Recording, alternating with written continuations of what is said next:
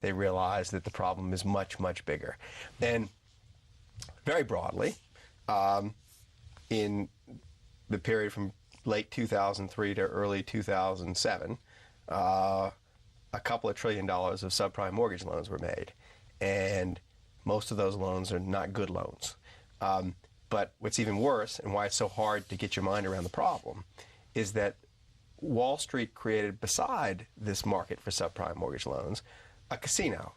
And the casino bet on the fate of the subprime mortgage loans. So for every dollar in subprime mortgage loans, there were several dollars. I'm not sure how many still, but I've had people tell me 100. I don't think that's right. But there are a couple of trillion in subprime mortgage loans, and there, say, 10 trillion in bets about subprime mortgage loans. So that when the loans go bad, you're talking about not $2 trillion, but $12 trillion. Right. Now, and with what you've described thus far, we're going into more detail on that as well. You go walk us through about 5 different financial panics here, the writings. Does this bear any resemblance to any of the stuff we refer to 87? Oh, yeah, though there are echoes of this all the way back to the early 80s. I think that the seeds of this... So past is prelude.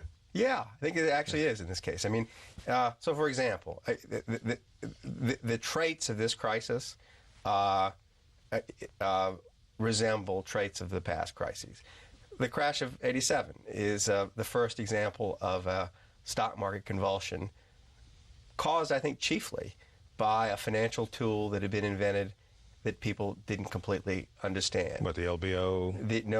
The portfolio insurance. Okay. The shorting of S&P futures as a hedge to your portfolio. The idea that you could replicate an option by selling futures. Right. And what this created was a doomsday machine, because once enough people were doing it, and the market goes down, and the program says sell, when it goes down, then it takes it down even further. The whole program. Yeah. So this is the first really good example of financial innovation causing disruption.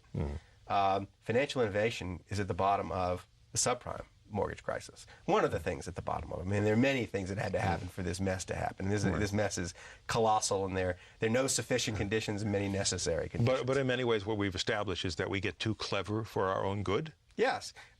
We invent things before we're completely able to assimilate the invention. And the thing gets invented and gets into the wrong hands. The thing gets invented and it gets used. Complexity in the financial world came to be used